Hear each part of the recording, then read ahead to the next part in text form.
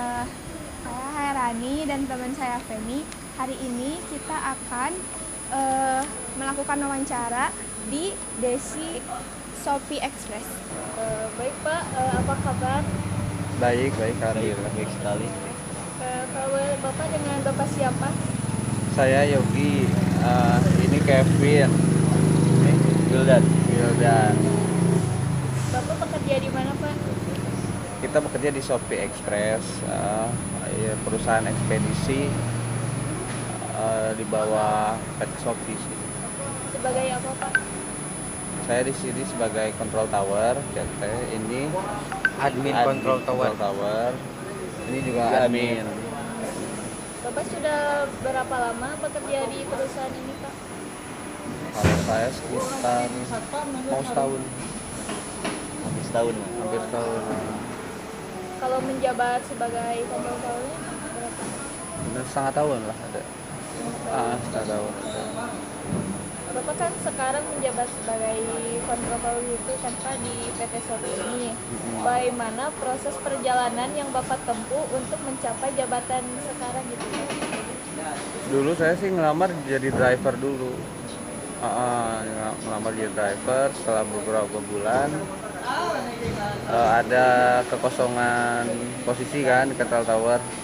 Akhirnya saat ditawarin sama CT di sini, ya udah, ayo aja gitu. Apakah Bapak mempunyai rencana gitu untuk mengembangkan karir Bapak ke tingkat selanjutnya, misalnya jadi manajer apa sebagainya gitu? Kalau ada kesempatan ya boleh coba. Kalau boleh tahu kontrol tower itu ngapain aja sih Pak job desk-nya? Jadi Control Tower itu dia itu memastikan pengiriman barang dari DC ke hub gitu. Control Tower itu memonitoring sama mengordinasiin driver gitu buat pengiriman barang dari DC ke hub. Intinya mengontrol perjalanan barang inilah. Kalau Bapak sendiri berarti mengolah langsung driver-driver ya? Ya, kita mengatur drivernya, kebetulan ada 80 driver sekarang di sini, 80 driver sama 25 unit ya? 25 unit. 25 unit kendaraan. Kalau kemarin Pak pas waktu COVID, apakah berpengaruh Bapak pada jumlah driver itu? Enggak sih, karena kita kan logistik ya. Enggak sih, kebetulan logistik, terus kebetulan yang kita kirim kan barang-barang dari e-commerce ya. Pas COVID lagi naik daun e-commerce. Semuanya sudah diserba online ya? Iya, semuanya diserba online. Jadi malah kita untung Ya, banyak jadi, job. berpengaruhnya positif gitu ya? Iya, pengaruhnya positif sih situ. Kalau di sini ada nggak sih Pak penilaian terhadap kinerja karyawan? Ada, dia penilaiannya bisa dari absensi, bisa dari on time-nya dia ngirim barang. Kita kan punya lead time. Misalkan dari sini kita ngirim ke Soreang, kita kasih estimasi waktu ya 1 jam. Mereka harus sampai 1 jam karena itu kan berpengaruh sama SLA ya, service buat ke customer gitu. Semakin kita baik servisnya, customer kan semakin happy gitu. Kalau untuk drivernya sendiri ada nggak sih Pak pelatihan dan pengembangan kinerja gitu? Kalau pelatihan paling ada training ya, itu dari tim Fleet HSE biasanya gitu. Pelatihan pengetahuan tentang kendaraan, tentang keselamatan berkendara, paling semacam itu sih. Test drive ulang ada gitu. Jadi ada ya. Ada. Sebenarnya kalau tadi ada pelatihan, Bapak sendiri ngeliat gak sih itu progresnya bagus kah atau Barhal monitor Barhal. ada dampak positif atau ada dampak negatifnya? Sebetulnya progresnya bagus, ada dampak positifnya. Positifnya tuh driver akan selalu diingetin tentang keselamatan berkendara gitu. Kadang kan lupa atau lalai segala macam. Seenggaknya kalau kita terus ingetin, ada perhatiannya lah gitu. Positif sih training itu. Atau ada nggak sih pengalaman yang drivernya lalai? Ada. Sering. Biasanya penanganannya gimana? Penanganannya pertama ya kita kasih teguran. Kalau kasih teguran mereka masih juga lalai, kita kasih SP gitu. Kalau untuk lalai dalam berkendara sih nggak terlalu banyak sih. Karena tiap hari kan kita sebelum driver ngirim barang itu, driver tuh cek kesehatan, cek suhu sama cek tensi darah segala macam, apakah layak buat jalan atau enggak si driver tuh. Setelah itu driver cek kendaraan, jadi semua kendaraan dicek dulu nih, buat prepare jalannya, dari aki, dari lampu-lampu, surat-surat, sampai kendaraan itu dinyatakan layak jalan. Nah, baru di situ kalau udah dua-duanya terpenuhi, si driver baru boleh jalan nih, boleh ngirim barang dari sini ke tempat tujuan. Jadi untuk kelalaian dalam berkendara jarang. Terus di sini kita kan ngontrolnya lumayan ketat juga sih. Gitu. Jadi misalkan ada yang driver kurang sehat atau apa, kita nggak perbolehkan jalan. Ada mobil yang kurang layak jalan, kayak misalkan bannya udah gundul atau akinya udah atau nggak layak lah ya, kita nggak perbolehkan jalan gitu. Jadi kelalaian dalam berkendara mah kita minim gitu. Jadi Pak, kalau di DC ini proses apa aja sih Pak yang sehari-hari gitu ada di sini gitu Di DC ya, kalau di DC sebenarnya kan saya bukan bagian DC ya, cuman kurang lebihnya di DC itu dia memproses barang masuk dari customer, disortir sesuai dengan alamatnya, terus di bagging lagi ke sini, ke ini namanya outbound, tempat keluarnya barang dari DC. Nah dari sini baru kita alokasikan ke customer, kita kirim ke customer gitu. Kalau kebetulan Bandung DC ini ngambil barangnya ya, pengiriman dari luarnya dari kota-kota luar ke sini dulu, baru dari sini didistribusikan ke seluruh Bandung gitu. Jadi titiknya di Bandung tuh di sini dulu nih, Bandung, Cianjur, Tasik, Ciamis, Kuningan, Sumedang, mana lagi ya, Garut. Lebih ada berapa gitu Pak, berapa jumlah yang wilayahnya yang Kalau di Bandung DC yang dipegangnya sekitar berapa? 17 kan? Ada 17, itu terus bertambah itu. Ada 17. Jadi untuk ke 17 daerah itu paket-paket dari luar kota tuh masuk sini dulu. Nah, kita di control tower sebagai transporternya yang ngirim ke daerah-daerah tersebut. Gitu. Di kota lain juga ada control tower, ada CT.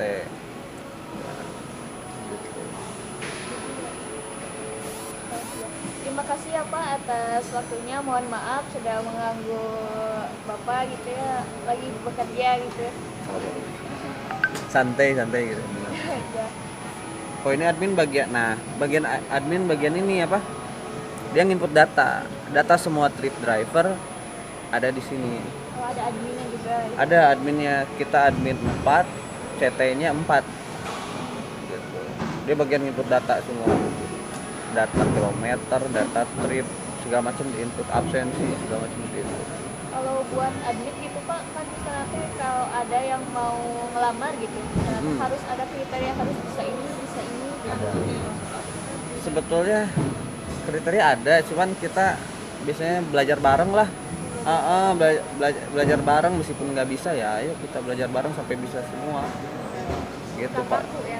Nggak kaku, paling kriteria khususnya ijazah SMA Jadi masih bebas gitu, gak harus nanti pendidikannya gimana, belum. enggak, malah ini admin dia dari driver.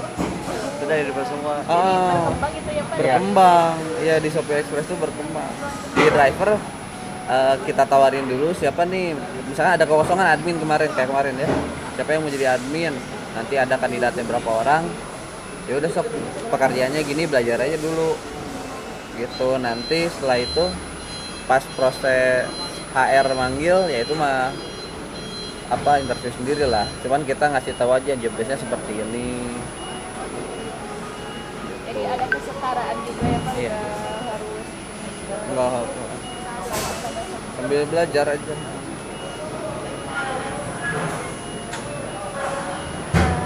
Sekian hasil wawancara kita. Mohon maaf bila masih banyak kekurangan. Wassalamualaikum warahmatullahi wabarakatuh.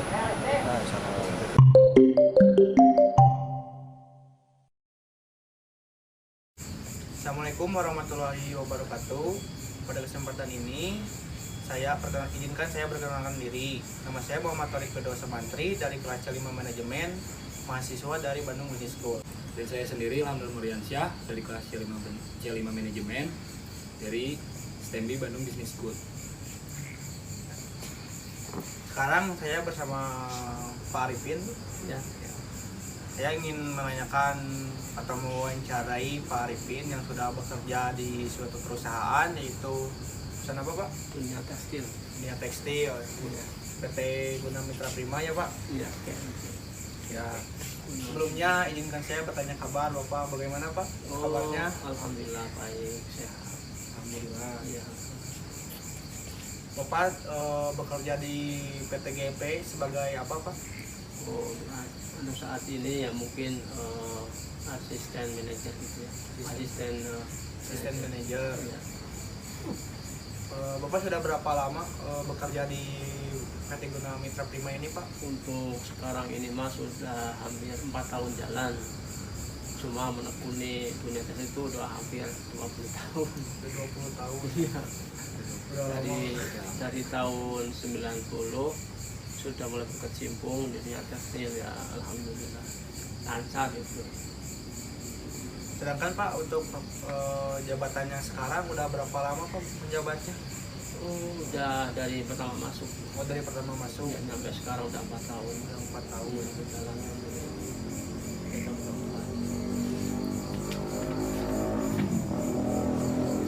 Bapak kan sekarang sudah menjabat sebagai asisten manajer. Ya. Nah, bagaimana proses perjalanan yang Bapak tempuh untuk mencapai jabatan yang sekarang ini, Pak?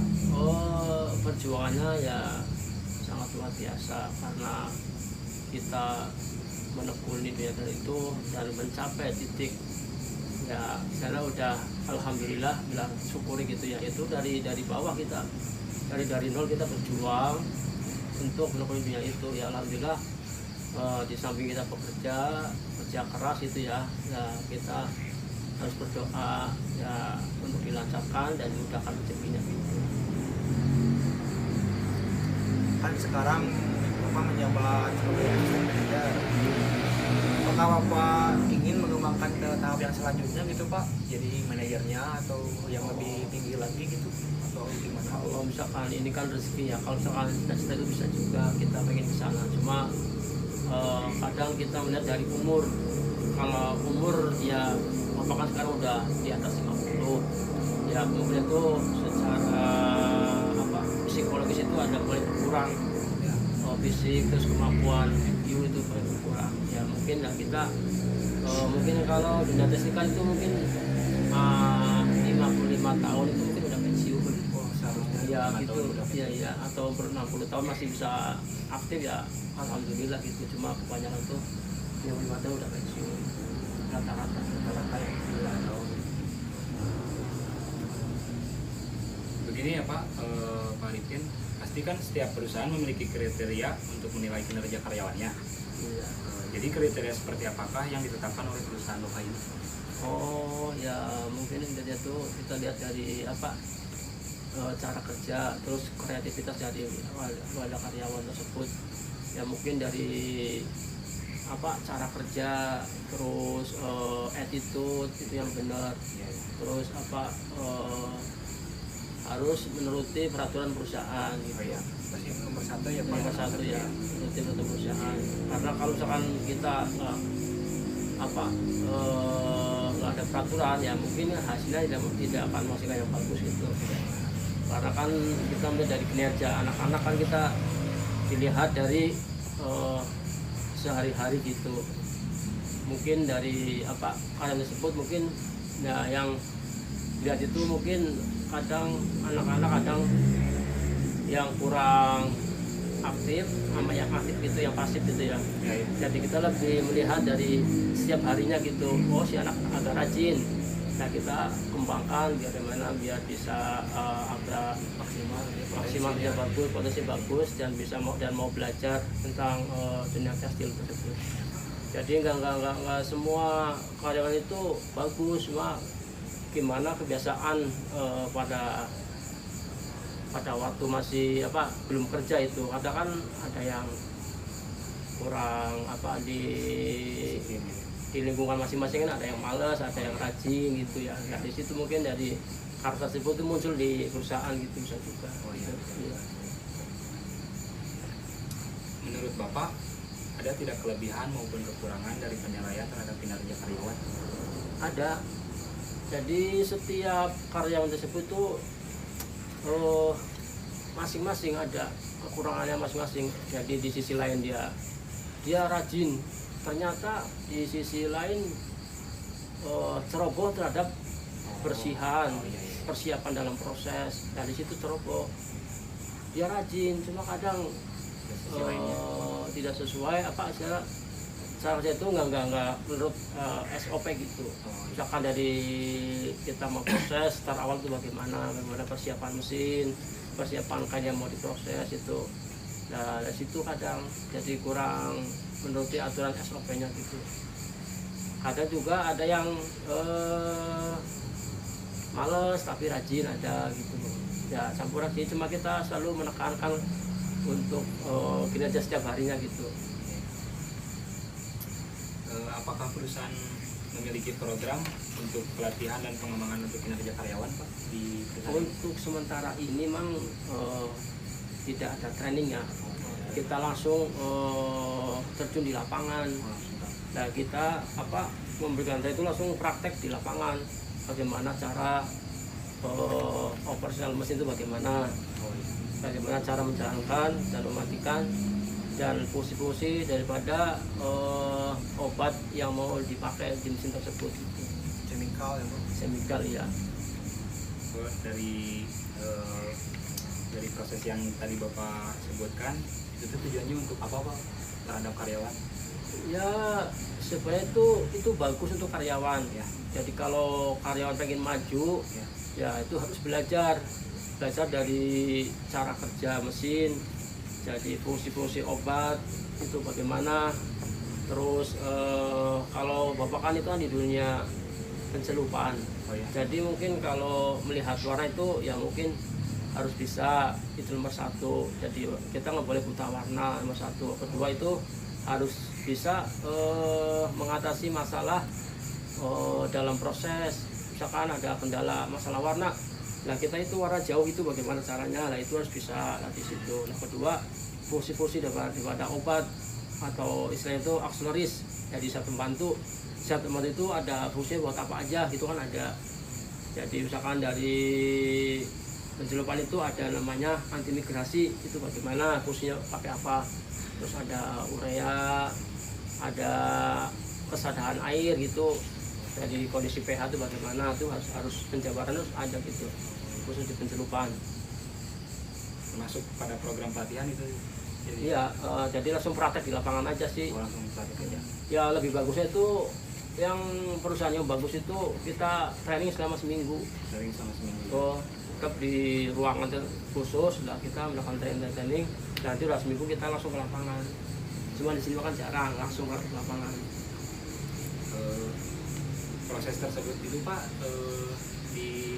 diawasi atau dibimbing oleh senior atau oleh siapa gitu atau ada? Untuk saat ini kita diawasi untuk Bapak sendiri gitu sih. Bapak. Jadi di lapangan setiap mesin gitu kita kontrol tiap mesin, bagaimana anak kerja mengatasi masalah, ada masalah bagaimana gitu. kan di setiap mesin itu ada standar SOP-nya, bagaimana pengaturan speed, bagaimana steam yang benar gitu, terus bagaimana melihat hasil yang kerja yang dihasilkan, misalkan kondisi itu bagaimana, kita harus mengetahui secara menyeluruh. Misalkan dalam satu proses, kalau di Tesla itu kan satu roda itu, satu batch itu ada 2000 yard, lah itu harus tahu si karyawan antara kan dalam satu 2000 yard itu ada berapa sambungan-sambungan itu ya. Nah itu harus tahu setiap piece itu harus tahu, oh piece ini bagus, piece ini jelek, ada masalah apa. Nah itu nanti dikumpulkan, disatuin itu, dan nanti kalau bagus lah kita bisa melanjutkan proses berikutnya gitu, finishing gitu. Ya, ini Pak yang terakhir, menurut Bapak apakah dari program yang tersebut sudah terlihat progresnya selama Alhamdulillah sih untuk saat ini udah mulai naik, karena kita selalu menekan dan menekan lagi, dan kita udah bisa masih target kepada anak-anak bagaimana kerja yang bagus, terus pencapaian titik untuk bisa menghasilkan kualitas yang bagus juga. Karena kita dari pimpinan juga kita ditekan untuk produktivitas itu harus ditingkatkan. Untuk saat ini kita target sekitar 500.000 per bulan untuk pencelupan. Jadi satu hari hampir sekitar 20.000. 20.000 yard gitu Pak. Iya, 20.000 yard per hari bisa. Dan nanti kan ada efisiensinya, itu ada masalah lah, itu datanya sekitar 500.000-an. Jalan jauh udah berlancar, jalan lancar sih untuk saat ini sih. Jadi kita ya memang perlu kerja keras seperti itu. Jadi karyawannya pas-pasan, cuma kita dipaksain bagaimana caranya biar bisa keluar angka 20.000. Kadang kita ngejar kerja 12 jam. Jadi yang masuk jam 6 pulang jam 6 sore. Nah yang masuk malam kita masuk jam 6 sore pulang pagi. Nah itu. Jadi kalau pimpinan tuh nggak jadi masalah pimpinan. Yang penting hasil bagus, target terpenuhi, udah alhamdulillah gitu. Ya paling kalau ada kendala, ya nggak terlalu ekstrim kendala, paling kerusakan mesin, ada masalah warna ya aman sih, selama ini udah aman. Dan ini udah mulai target udah mulai terpenuhi alhamdulillah. Mungkin sekian ya Pak pertanyaan dari kami. Terima kasih atas waktunya. Ya, Maaf pengganggu. nggak apa-apa, udah biasa. Ini dari mahasiswa STI STMI Business Bandung School. Mengucapkan terima kasih banyak kepada Bapak Ya, sama-sama. atas waktu luangnya kepada kami. Ya mudah-mudahan bisa bermanfaat gitu ya. Ya, amin. Ya, alhamdulillah. Ya, mungkin sekian dari kami. Wabillahi taufiq wal hidayah. Wassalamualaikum warahmatullahi wabarakatuh.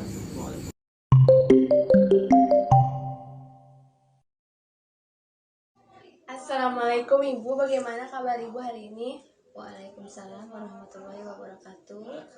Kabar saya alhamdulillah baik-baik saja. Alhamdulillah sehat. Ibu sekarang bekerja di mana? Saya bekerja di PT Tekwang Industrial Global Subang. Sebagai apa Ibu bekerja?